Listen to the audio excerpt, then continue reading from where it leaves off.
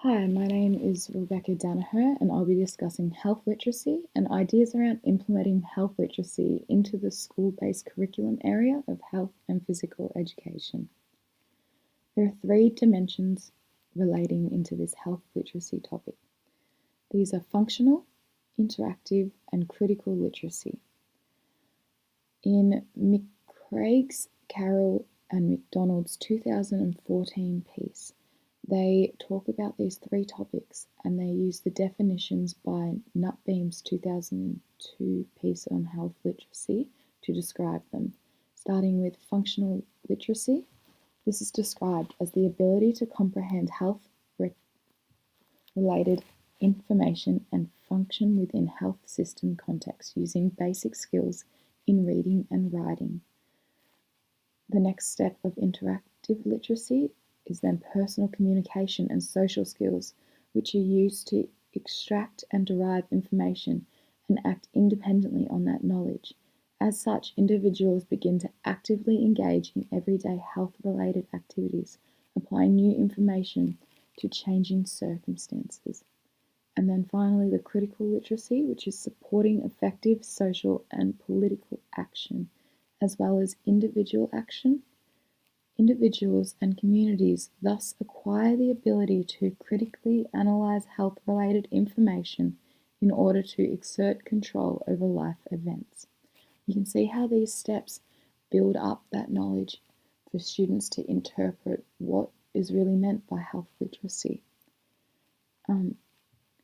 The Australian curriculum defines the aims in health and physical education as one of the first ones as access, evaluate, and synthesize information to take positive action to protect, enhance, and advocate for their own and others' health, well-being, safety, and physical activity participation across their lifespan.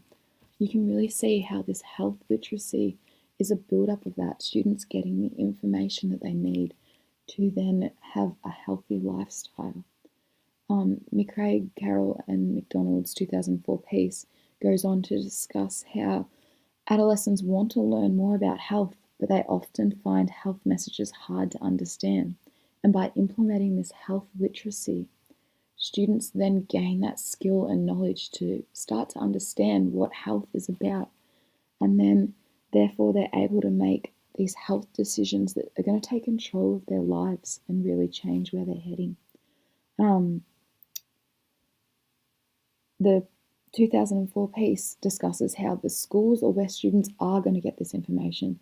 This is where their starting point is for what their life's going to become. This is where they find out how to use this information provided and put it into their life. McCuaig, Coore, and Hayes' 2012 piece discuss ideas of using the NAPLAN to gain information on what students understand about health literacy, putting that into there to see what students are getting out and that they're really using those reading and writing skills to begin those steps in understanding what health literacy is about and how this affects them and their lives.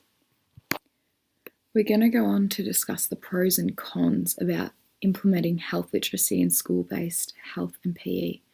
And from my point of view, I think the pros of this really outweigh the cons.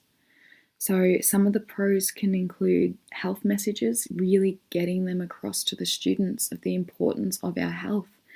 And then independent health-related behaviour can access health information and services. So students understand that there are services out there that can help them to achieve a healthy lifestyle. Connects knowledge ideas with other curriculum areas. You are using those reading and writing skills in your health subject, so you can still develop those skills and use a cross-curriculum model. And it challenges traditional curriculum boundaries, like we're changing it around and they're getting ideas. Alfrey and Brown's 2000 piece describes how health and PE could be viewed as a process through which young people can learn and become empowered to take social action that can positively influence and determine of health. And they really talk about how having a healthy life in turn it reflects back on that education. If you're healthy, you are attending school more, you have that energy to want to learn. You're not feeling tired and exhausted all the time. In saying this, Nutbeam does talk about in his 2000 piece that there's no actual guarantee that students will respond in your desired way to health education and communication activities. Although we are trying to get this message across, there's no guarantee that students are going to take it on board and actually gain those skills that you are wanting from them and take them into their life. In the end, it's everyone's own choice on how they respond to the information that they learn. But I think really getting it out there and showing students that this is available for you, like you have the opportunity to not fall down into your different areas in health that we don't want them at, whether it's obesity or smoking or alcohol, like anything that's bad for them. But as long as they have that education and their understanding, then it could make a change in our students' health and well-being. And in turn, it would reflect on their ability in school and their health and wanting to learn more. It's a really important topic for students to understand.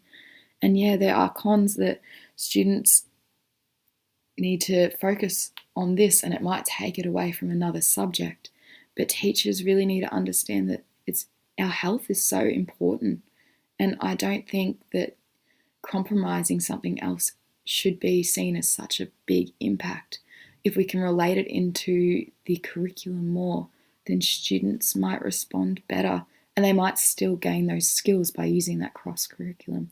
So they're still gaining that creativity in their writing, they're still learning about factual writing, but they're also learning about the importance of their health and how it relates.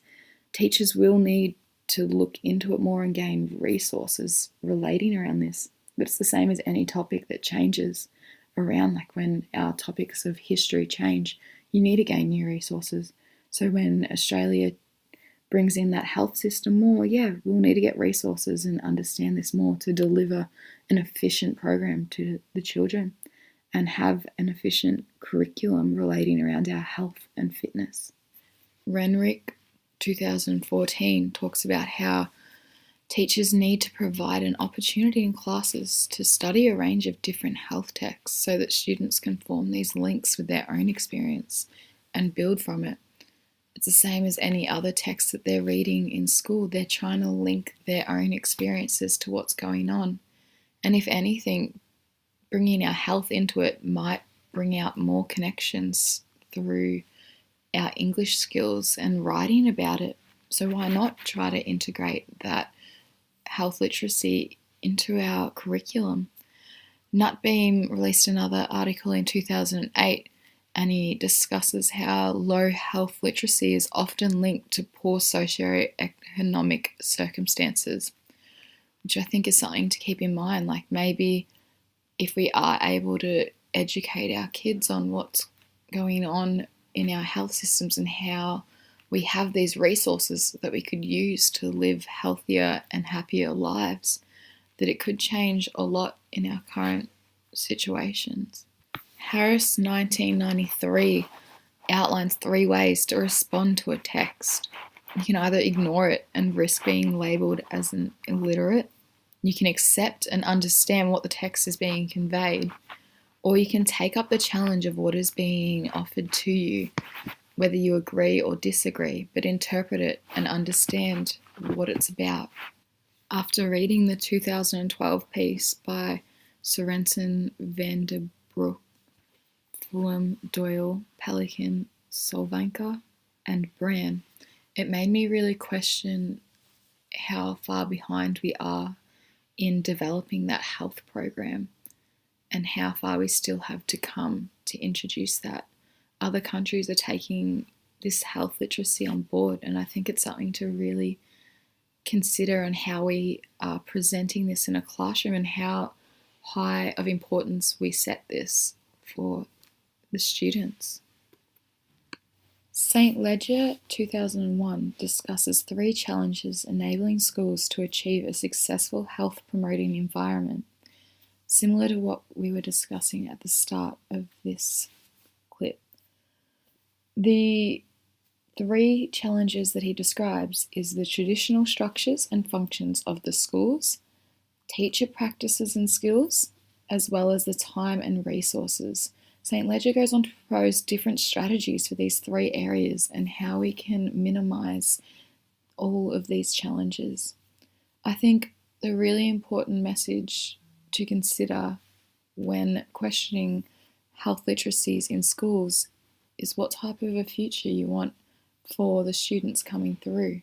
It's a really important skill to understand, and we're constantly updating information on health. It's a very current topic.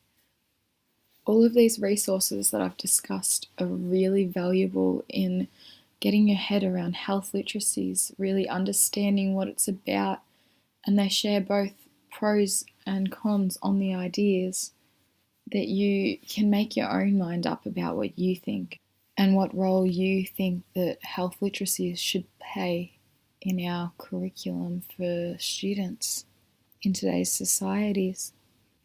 Thank you for listening, and I'll attach the reference list in my description below for you to go through if there's anything that you wanted to look into more and discover about health literacies. They're just as many resources that you can get to give you ideas on what your opinions might be. Thank you for listening.